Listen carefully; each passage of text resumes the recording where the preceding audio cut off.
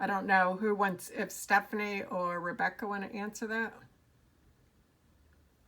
I mean, Terry, anyone who can answer that in a couple sentences, I think, deserves a couple $1,000,000 to just to solve the problem. I mean, off the top of my head, I think something that I noticed in Liberia is there's no lack of enthusiasm for education. People want to go to school. People see the value of education. I think from my experience, the room for growth is what happens when they actually arrive at the school, and the quality that they're able to receive. William did a great job outlining kind of some of the challenges that the war caused. And I mean, it's one thing to see a picture or read in a report, about 100+ kids in a classroom, but until you're in that room and even trying to teach, I mean, it just there's a limit to the quality any teacher can provide. And so I think that's a big obstacle, and I know that that's something that you're doing a lot about in your schools and with your programming. I think teachers need a lot more support, and that's where I'm really glad to hear that you're working with teachers, giving teachers more training. Many of them had their lives, I would probably say almost all of them had their lives and their educations disrupted by war. At my school, there were definitely teachers who their source for what they were teaching were the notes that they had received as a student. And so you can imagine it's kind of like a game of telephone. Something is inevitably getting lost in translation through no one's fault. And so I think that's part of it, Terry. And of course, there are the obvious resource challenges. I mean, buildings are too small. Buildings are old. They're not well equipped. I know you're aware that there are not, things like textbooks. I mean, to bring in what you were saying at the beginning, Terry, about comparing to the U.S. education system. When I went to Liberia, I had never been out of the country before. I was one of those Peace Corps volunteers who just takes that giant leap. And especially being a new teacher, I think you always want to teach the way you were taught. And in America, we're so dependent on things like worksheets and handouts. And that just doesn't exist in Liberia. If I wanted to give a handout to my students, I had to go to a photocopy shop and pay a pretty significant amount of money for them out of pocket. And so it's just a totally different way of teaching, and a really different and unique set of challenges that Liberian teachers face. I think I experienced sometimes there's a misconception that Liberian teachers don't care or don't have the same passion that teachers might in America. And I really, truly think that's a conception. I worked closely with a lot of Liberian teachers and found that they cared a lot, but when you're not getting paid and you have, your own family and your own troubles to take care of, it's a there's no right choice. I can't imagine being in their situation. Terry, I listed a lot of obstacles. I don't know. I could keep going, but I would love to hear, Steph, what your impressions are. Thank you. So I agree with everything actually Rebecca said. I was kind of like nodding along at some points. You can disagree if you want. That'll make it more interesting. I think so the question was about obstacles, right? Mm-hmm. Yeah. So one of them is definitely just economics. If a family is struggling to put enough food on their table, how can they pay the school fees? And I mean, Liberia what I witnessed in the years that I was teaching was changes to how funding worked for schools. Like they were trying to make it more affordable. So like they would say there can be you'd see schools say no tuition, like and that they're not supposed, or there's caps on how much they can charge for tuition. But then even if, I mean, we see this in the U.S. in the college system. You put a limit on the tuition, they're just going to put everything off into fees instead. So even though the tuition might not be that high, there's all different kinds of fees. There's your PE fee, your printing fee, your testing fee, your lots of different fees. And so just sometimes having the money to go to school can be a challenge for families. And then, I mean, honestly, sometimes it gets to a point where they have to try and decide, if we can't afford to send all of our kids, who do we prioritize? Sometimes families are like forced to pick between their kids and which ones get to go and which ones don't. I saw that happen. Other obstacles, I mean, I'm trying to think of things that weren't touched on.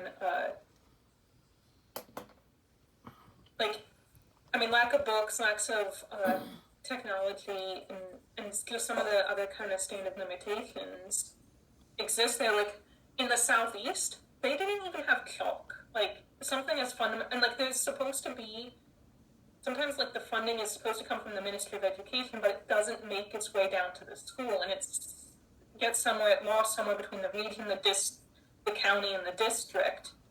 And so I remember volunteers using like palm fronds and stuff as erasers and like stones and other, like they literally were finding alternatives to chalk because not even, sometimes that was even an obstacle. I feel like I probably could think of other stuff, but that's kind of what comes to my mind right now.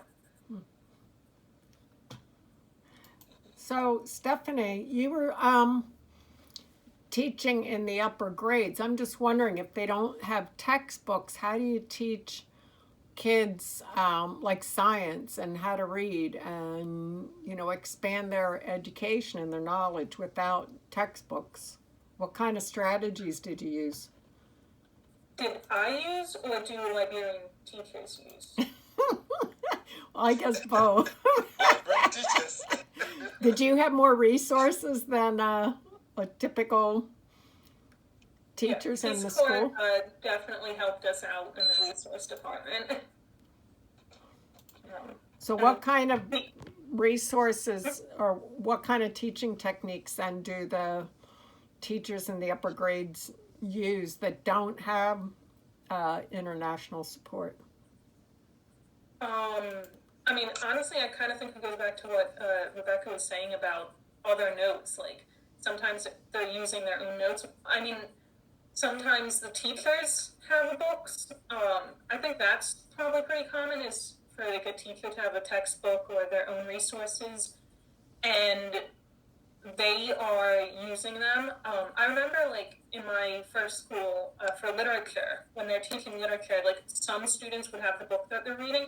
So if I like spied on the classroom, you'd see students in groups around one book.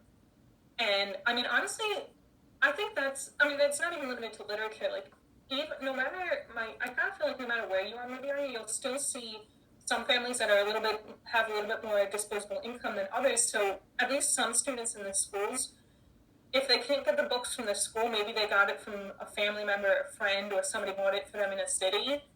And so then students like will share. You'll see that like they're not selfish. Like on it, you'll see a few students who do have books, like sharing it in small groups in their classroom with those who don't, or outside of school or something. And so, I mean, sometimes if they can afford it, like families will go and get the books themselves because you can find them for sale in the market.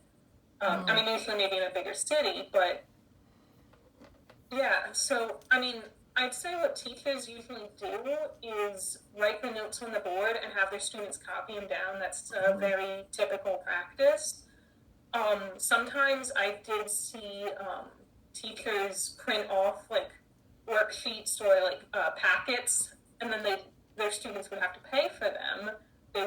Teachers wouldn't give them to their students for free, but some teachers would do that to kind of make up for the lack of books. Is they try and make things available to their students, but I mean they wouldn't do it like they'd just be like, okay, it costs 5 cents a page to print, and I'm gonna give you a 10-page packet. Like just pay for like that cost. And I mean, even that can be a barrier, but like teachers do try and make it available. And I mean, in some of the like cities and the bigger locations, like some schools are starting to get labs and stuff. Like I know of increasing number of high schools, especially in like certain counties, that were getting at least more resources like that for science specifically. Mm-hmm. Wow. Wow. Okay. Terry, do you want me to add anything to that? Do you have anything to add? Well, I don't know if you're trying to avoid. I think I had said to you and Steph a couple weeks ago about some research we had been doing on textbooks. Oh yeah, I want to hear that. And the books, and I think I had this in my experience too.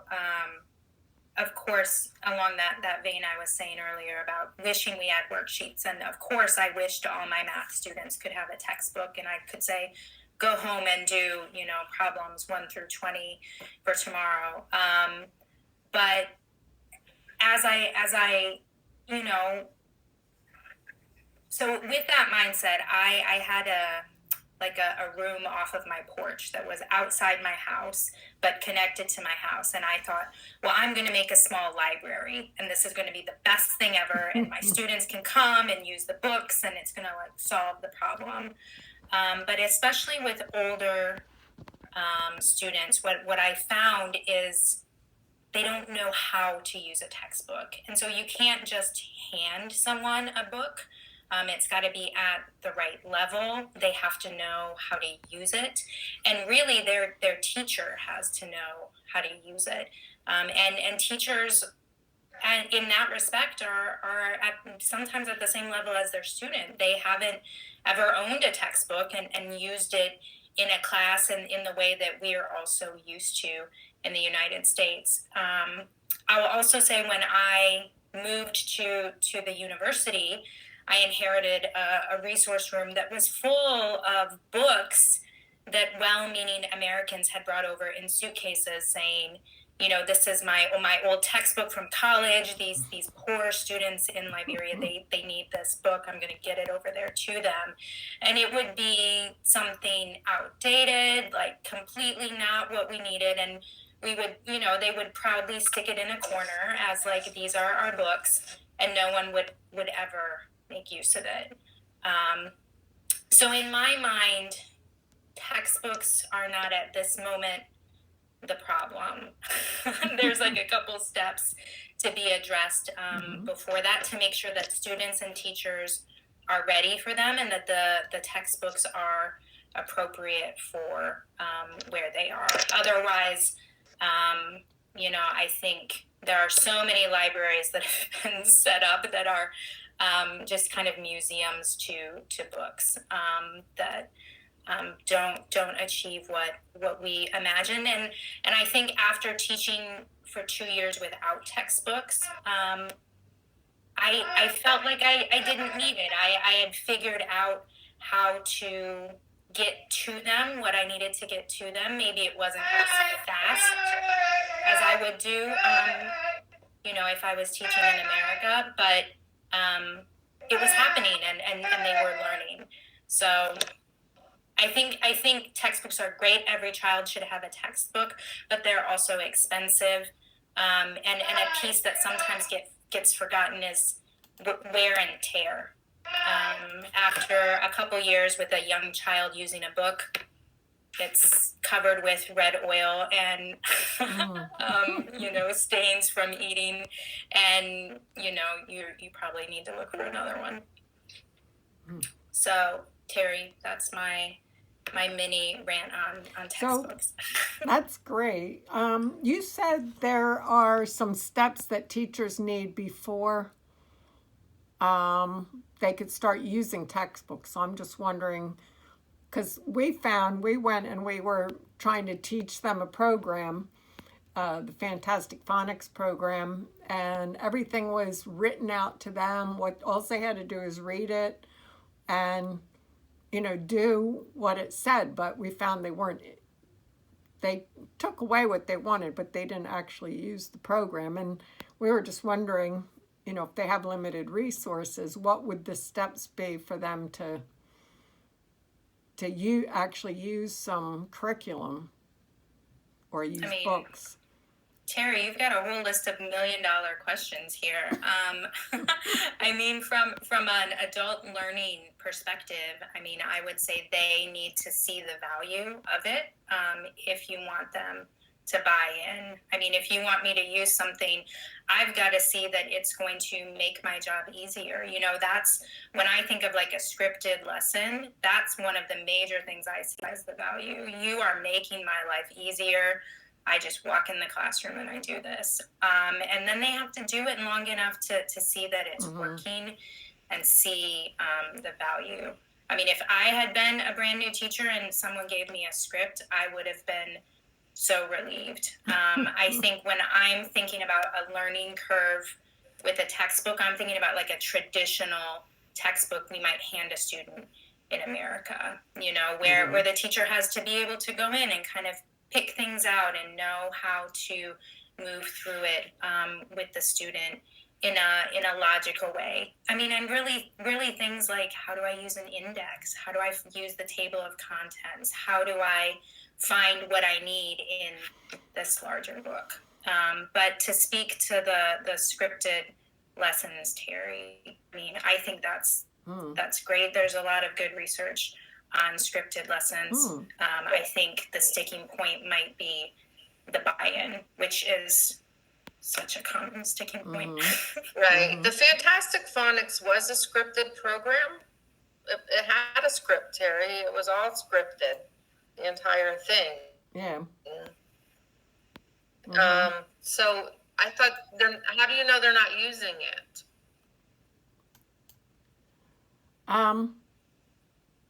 Well, they basically just said they're using all the books we gave them, but they're just going through the lessons and teaching the way they know the way to teach. So we need a teacher over there that can make sure it's used consistently and regularly and support that. So I don't know if we can get some virtual support, check-ins with them, or some other ideas we can brainstorm in the future. Yeah. I guess they just really need a lot of support. So the big $1 million question that people want to know, maybe Stephanie could answer this. They want to know what kind of employment outlooks a student can expect to have, with a limited education. Even if a lot of students, I think only, 30% go after 6th grade. So what kind of employment opportunities are available to them, even 6th grade or even 12th grade education?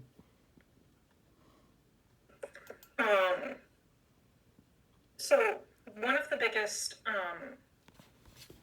employers in Liberia, at least I think, in my opinion, was actually the government. A lot of people would love to try and find a government job because, before, part of the economic crisis that when I was getting evacuated is nurses and teachers weren't getting paid, but barring that, it was a pretty stable job.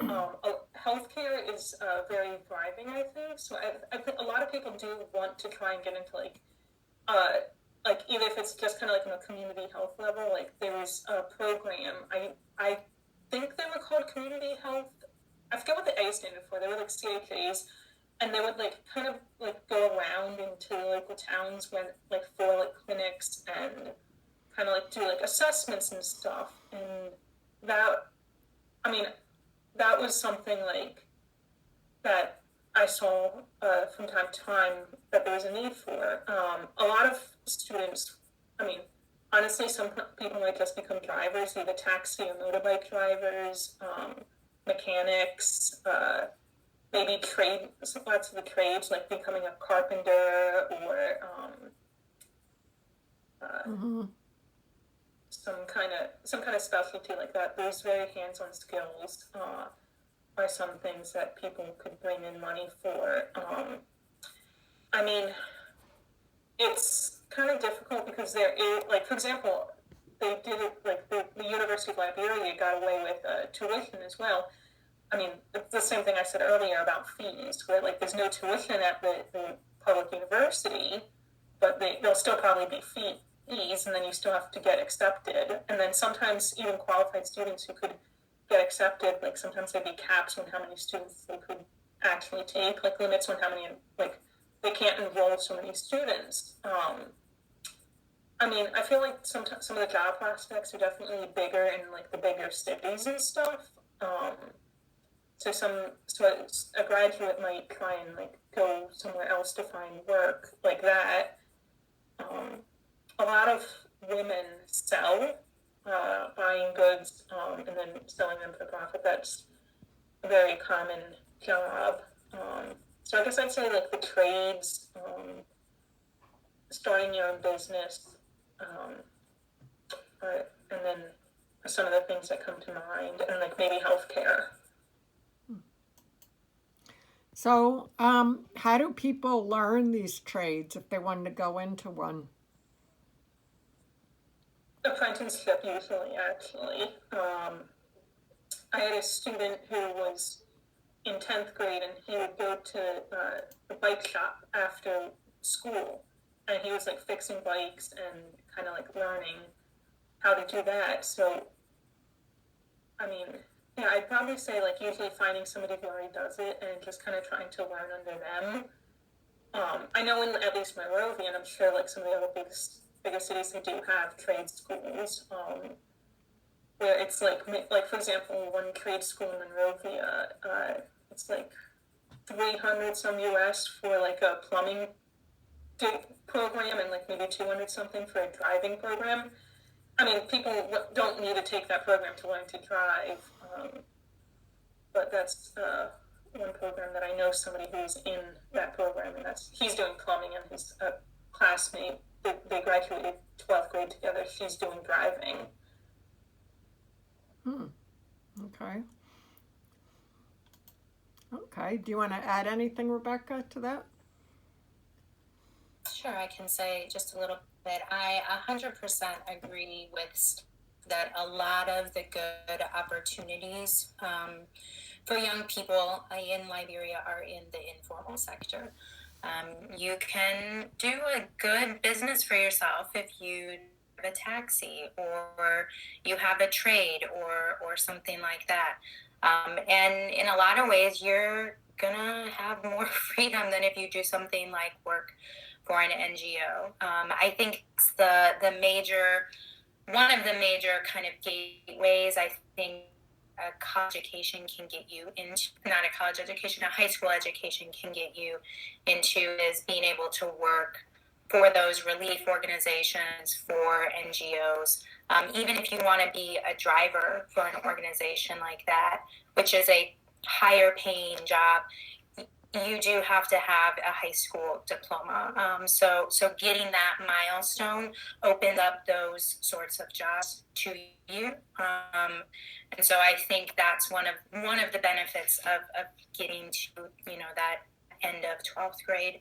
I do also think, and this is not monetary, but there's a tremendous amount of pride associated with being a high school graduate. And I think even if that doesn't translate into a better job, the pride that someone feels in themselves and that their family feels in them is very valuable for that. A couple other things I wanted to touch on that Steph didn't. I think one of the main things that I think students get out of school is it's a great place where students improve their English. Many students don't necessarily speak English when they're at home with their families, but English is the working language for government and for life. And so being able to get around and vote and do things and being engaged in your society, having good English skills and improving those in school is really key. The other thing that I would emphasize is writing and composition. I think that's something that's very hard to teach in a class with 100 students or something like that, especially if they're very young. And that's a place that I think a lot of Liberians go, but I get that's a skill that if people get is just so invaluable, regardless of if you have a formal or informal sector job. And I also just want to piggyback something off what Rebecca said, is that if students finish high school, they're more likely for their own children to finish school. So just because it goes with that sense of pride in that they feel when they finish school, but in order to see the numbers of students starting, not just starting and finishing school, but also starting early or on time, because there's a lot of delayed start, and making sure that students don't drop out and finish their schools. Like if they have parents who finished their education or made it further than 6th grade, they're going to value it, and they're going to know the value of it, so then their own kids are going to go. So just kind of in the future perspective of making sure that the young students right now get educated and the future generations get educated, the continued value in education needs to exist, and it does exist. All right. Wow. That's a lot to take in. Thank you. So what do you think that we as a NGO could do to support the teachers over there and the education? We're not over there. William goes once a year, but for 90% of the time we're here. So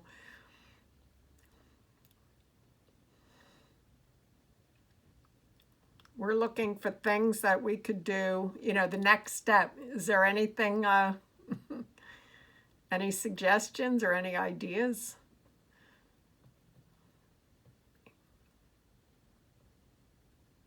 Steph, I can feel you looking at me. Yeah, Steph, you're not on the screen. Your picture. Let me try, Steph, and then you can come in. Terry, I know a little bit about your programs, but not a lot. So I apologize if I don't target this well. I think support to the teachers is so important. There's so much research that shows the teacher is really an essential piece of that learning equation, and I think we all know that intuitively. And I think in Liberia, just because of the lack of resources in general, teachers don't get a lot of support. They, may or may not have gotten their teacher training certificate. Their principal probably has a lot of other things that he's having to deal with and is not able to give them professional development support and ongoing learning. I think something that Peace Corps was encouraging, I think I've seen it in other settings too, is mentoring and collaboration between teachers. I think that's something that isn't part of the teaching culture that I saw when I was in Liberia. And I think that's a really kind of low-hanging fruit. It doesn't cost a lot of money. You just kind of get people together and get them, observing each other and exchanging ideas and problem solving together. And I think just continuing to give them resources like these lessons that you've talked about and giving them ongoing training and support. I think what they probably need more than anything is just encouragement. to keep growing and keep developing, and kind of to see that just because I used this lesson plan last year doesn't mean I have to use the exact same one this year. I can tweak it and I can change it and I can be dynamic and responsive to my students' needs. Was my really vague answer to your really important question. Steph, do you have anything to add? You did remind me of what I wanted to say, so thank you for taking that first, because I was, not that I was blanking, but I like, how you sometimes forget what you want to say. But I think what's really important is finding out actually what the school needs. Like, we can't just kind of make these assumptions, because, like, I mean, honestly, I think this was a mistake a lot of Peace Corps volunteers. First of all, they warned us not to do this.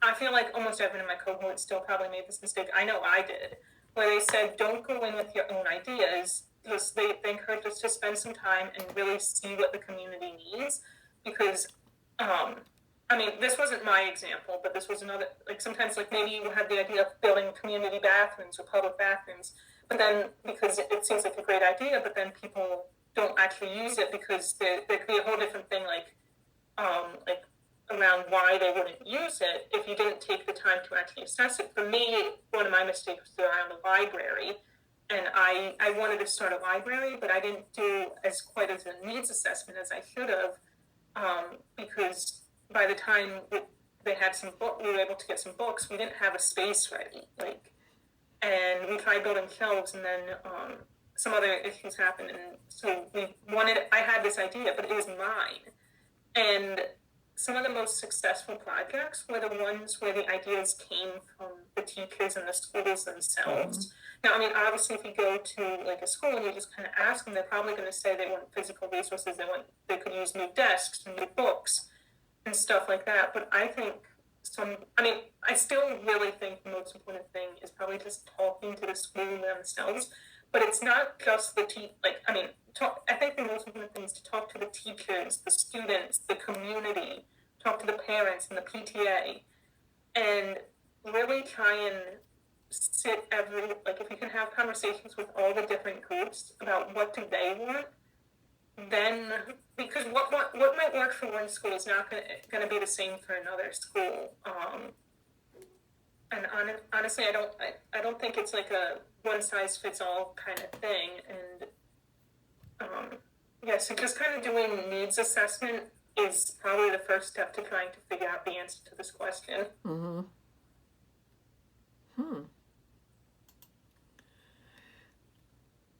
All right. Wow. You guys were great. I don't know if William, you want to add anything to that? Any thoughts you have? Well, and William is William is the founder of eSwarm, for people who I know Barb Smith is there. He hasn't met William yet, so yes. Okay. Thank you. Thank you, Stephen, and thank you, Rebecca, our librarian lady. Thank you very much. It has been over, I think, is that 12 years now, Terry? Right. And we have been talking about these things over and again. So one, I believe that we have taken the initiative to help bring Liberia to our standard. I believe, Stephen and Rebecca, you will, you might have observed about the other countries, Sierra Leone, Ghana, Nigeria, or let's take this French-speaking country right next door, Ivory Coast. These countries have very great standard in their education. Why? From my personal opinion, is because the government, gave keen attention to the education of their citizens. From my learning in Liberia, if you go back in Liberia, you can ask the question. We have a very limited vision to our education, the government. And this has been the fundamental cause of the problems we are faced with today in Liberia. From historic, I understand them, but when my grandfather was in school, by the time he reaches the elementary level, he could read better, he could write better, and he could, do critical thinking.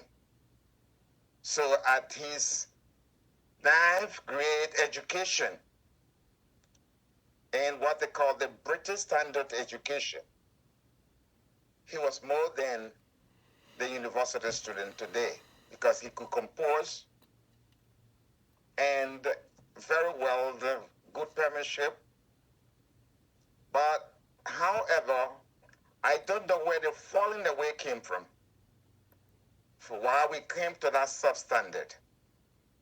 But what I noticed is that when we had that colonial time, almost like the colonial time, when we have Barclays and all these other people were president, we had direct teachers that came from the United States. We were using almost like using the books from British. We were using the books from the United States. Until all of these things ceased, then Liberia have nothing to base on. So we try to create our own curriculum. And in creating our curriculum, we have no backing for it. So right there in Liberia, we have Nigeria breaking test for the whole country, which they call the national exam. And Liberians could not even afford to pass the test. So we have about 10,000 of students going for the exam, and you will realize that almost like 40% of them fail the national exam. Why? Because we don't have the textbooks that Nigeria had. We don't have the textbooks that Ghana is dealing with. We don't have the textbooks that even Cote d'Ivoire is dealing with. So my problem here is what is it that the government is doing?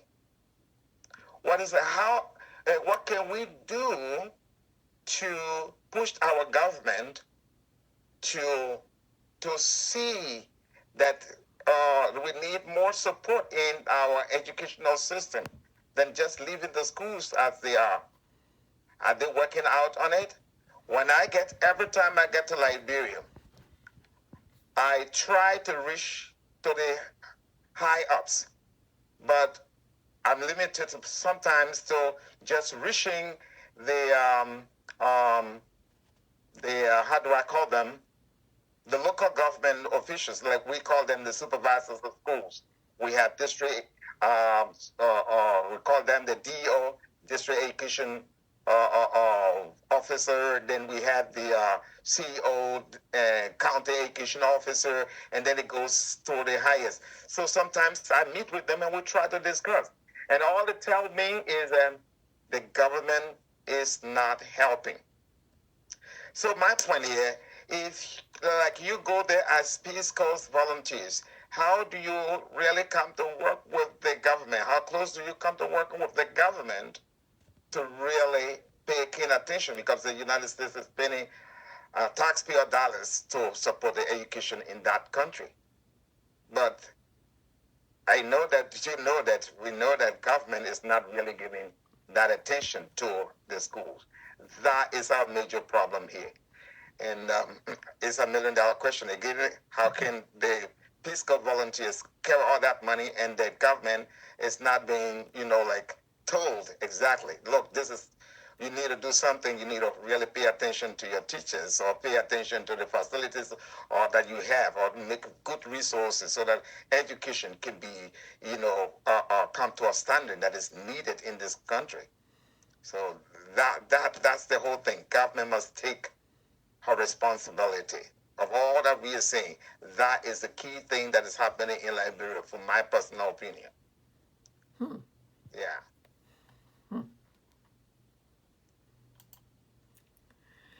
Does anybody have any questions they'd like to ask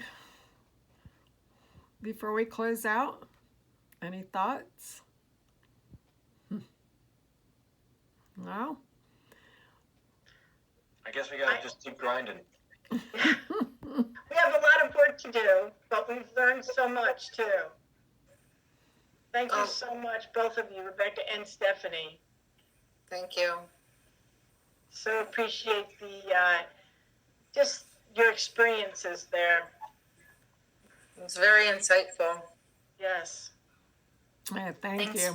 Thanks for inviting us. It was a pleasure. Mm-hmm. I'm sure we'll Thank have. you for having us. Yeah, I'm sure we'll have more questions. As a board, we'll be so looking forward to hearing from Terry and Stephanie when you return as well. New information. Yeah. And Anita. And Anita. All right, well, thank you everybody for joining in.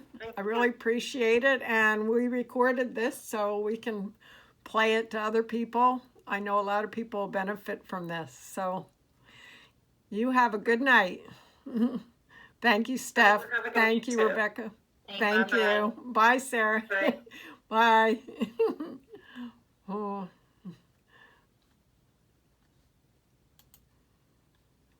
All right. I don't know if we saw Liberia yet. You're going to go there someday, Rob, and so's Tante. I know. That would be cool. And Hakeem. Gonna be a fun experience. Mm-hmm. Mm-hmm. All righty. We all have a good night. Thanks for coming, Sarah. Bye. Good night. Good night. I recorded about 10, 15 minutes in.